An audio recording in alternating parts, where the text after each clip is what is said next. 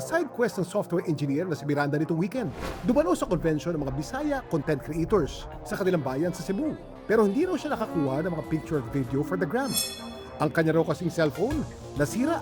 When I tried to take a picture, dun ko na nakita na sira na yung camera ko. There were streaks, there were lines, and then there was this little dot that looked pink or purple. I tried restarting my phone, but then the damage was still there. Hinala niya ang nakasira sa kanyang cellphone ang mga naka-install na laser sa entrance ng event. Ang experience niyang ito, pinost niya online. At dito niya nadiskubre na hindi lang pala siyang may ganitong karanasan nung gabing yun. I saw some other posts that some other people are also experiencing the same thing. My assumption with the lasers at the entrance were solidified. Paano nga ba nagagawang masira ng hamak na laser ang camera ng ating cellphone? Kuya Kim, ano na? Ang ating mga cellphone camera, merong tinatawag na complementary metal oxide semiconductor o CMOS sensor. Ang CMOS sensor, napakasensitibo. Kapag pumasok dito ang laser, nagdudulot ito ng pagtaas ng irradiance o energy density. Ang resulta, natutunaw yung silicone at microscopic wiring sa loob ng camera. Pag tinamaan ito ng direct event laser, nasisira talaga ang hardware. Halimbawa dun sa magnifying glass na ginagawa ng mga bata pa tayo, no? Kung saan pinofocus natin yung ilaw ng araw para makapagsunog ng tuyong dahon o papel. Malalaman po natin ang laser ang nakasira. Number 1 is yung point damage.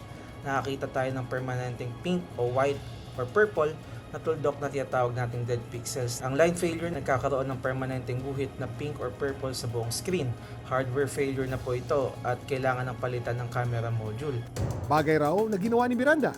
I tried reaching out to the event organizers. I sent them a message. I have not received any feedback yet. Nakipag-ugnayan din ang aming team sa organizers ng nasabing event pero wala pa silang tugon sa aming mensahe. Sa isa namang deleted post, sinabi ng mga organizer, alam nila na mga laser sa entrance nung day 1 ng event ay nakapinsala sa cellphone at camera sensors ng ilan sa mga dumalo. Humingi rin sila ng paumanhin dahil sa pangyayaring ito. Bilang tugon, tinanggal nila ang lahat ng laser sa entrance sa day 2 ng event.